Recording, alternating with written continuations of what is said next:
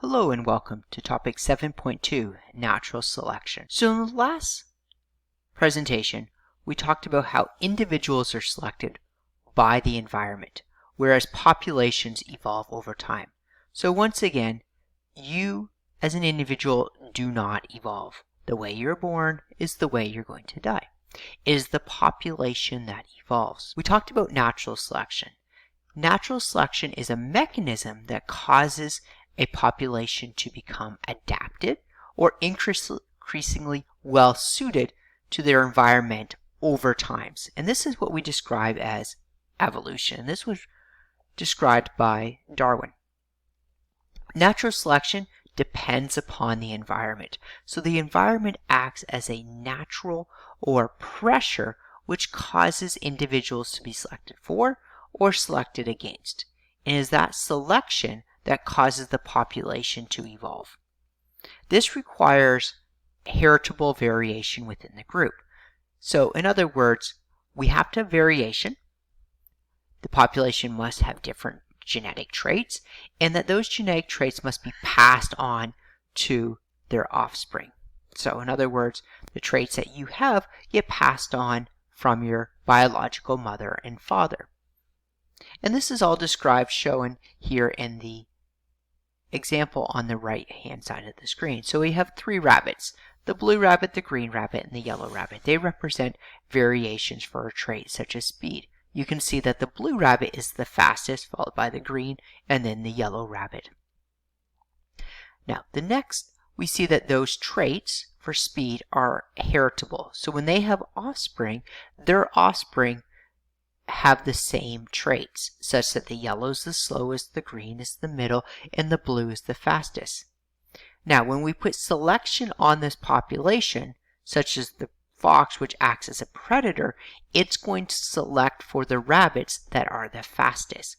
So that is the natural selection, to remove the rabbits that are slowest from the population, such as the yellow rabbit and the green rabbit. Therefore, the blue rabbits that have the fastest trait, such as speed, are able to escape the predator. Therefore, they're able to survive and produce more offspring. That is natural selection. So in this topic, we're going to look at how natural selection acts on phenotype variations in the population. So one of the key concepts we're going to look at is these peppered moths. Now you may have learned about these in 9th grade. There is the white-bodied pepper moth shown there in the left corner, and then the sibling, which is the black-bodied pepper moth. On the right-hand side of the screen, you are once again going to see the 4 characteristics I just discussed about how natural selection was determined by Charles Darwin. And we reviewed that in the first topic, topic 7.1. Once again, the reproduction, the variation, the competition, and the selection, which leads to evolution within the population. Environmental changes apply selective pressures to the population. So as I mentioned before, it is the environment that chooses the winners or losers. If the environment changes, those advantageous traits may no longer be an advantage. The example here are flowering times relative to global climate change.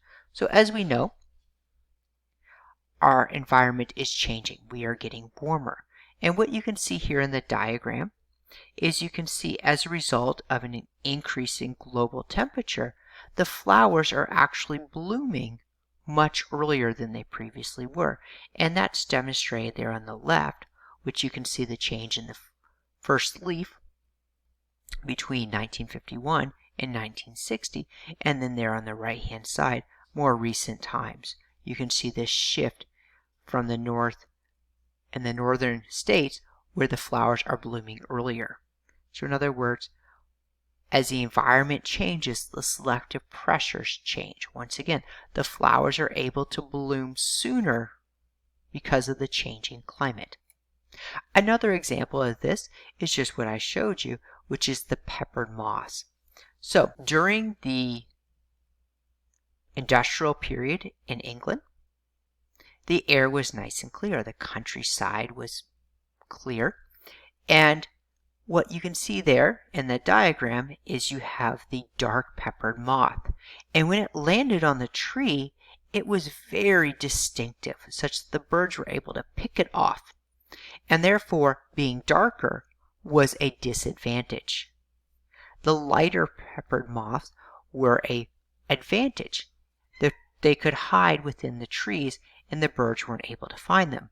And sure enough, what you saw there is within the population, the white moth was the dominant color.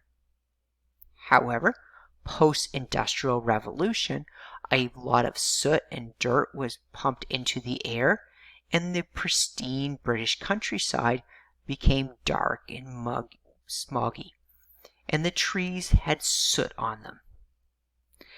Now, if you'll notice in the diagram, it wasn't the dark moths that were able to. Now what you'll notice, it isn't the light colored moths that were able to hide within the pristine white trees.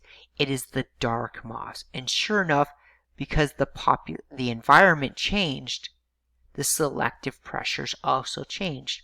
We saw a significant decrease in the white peppered moth and an increase in the dark peppered moth. Once again, as the environment changes, the selective pressures also change. The third example we're going to talk about today is the idea that some phenotypical variations significantly increase or decrease fitness of an organism in particular environments.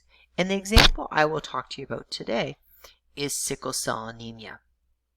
Now, some of you may know what sickle cell anemia is. You can see right here that a normal red blood cell should look like a donut, kind of this nice round shape.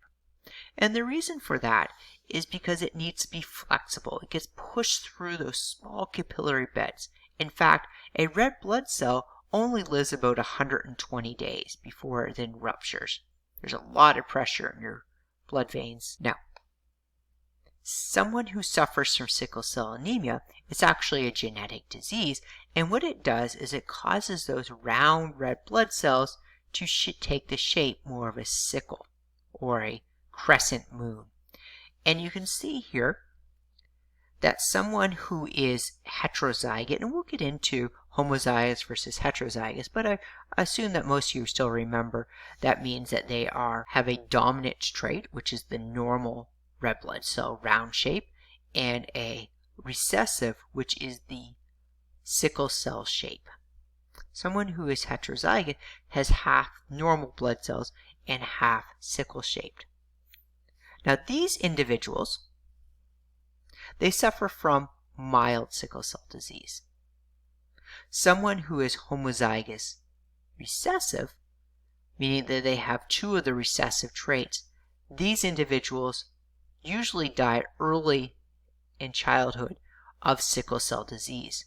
Basically, in this situation, their red blood cells do not work. When they get pushed through those capillaries, they rupture very quickly, and these individuals aren't able to get enough oxygen to their body, and they die.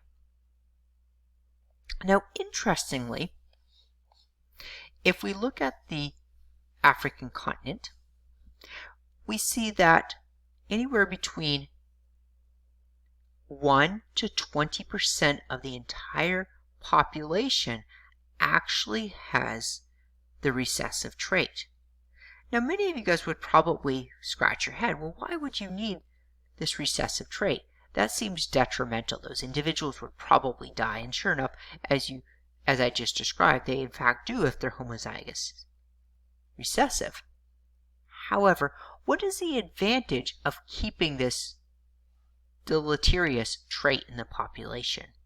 Well, interestingly, if you overlay the map of individuals with the sickle cell trait and that of the prevalence of malaria, you'll see a direct correlation.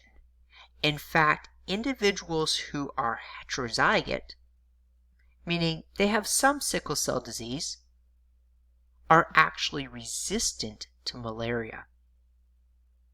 So, as I first described, Some phenotype variations significantly increase a fitness of an organism in a particular environment. So for example, if you live in Africa, where malaria is very prevalent, malaria is spread by mosquitoes and can cause death, it is actually advantageous to be heterozygous for this trait.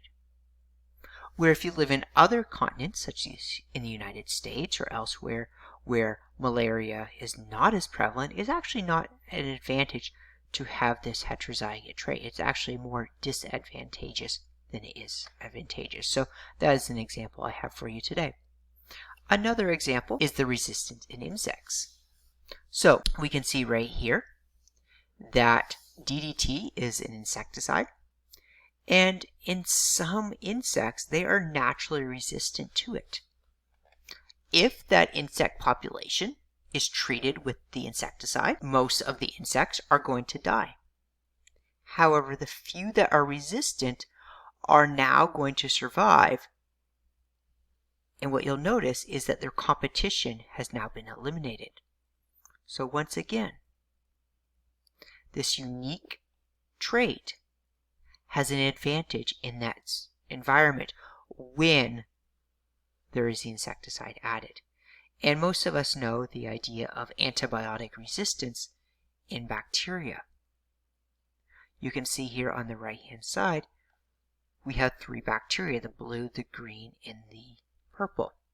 All 3 can survive in you.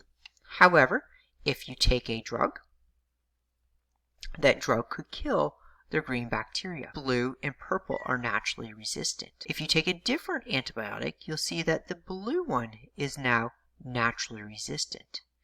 This bacteria now no longer has competition from the green or purple. So its natural resistance in this particular environment will allow it to proliferate and expand without competition from other bacteria. So to summarize what we've talked about today, once again remember that natural selection depends upon the environment. If the environment changes, those traits that were once advantageous may no longer be selected for. In order for an individual to or a population to respond to environmental changes, there must be variation within that group.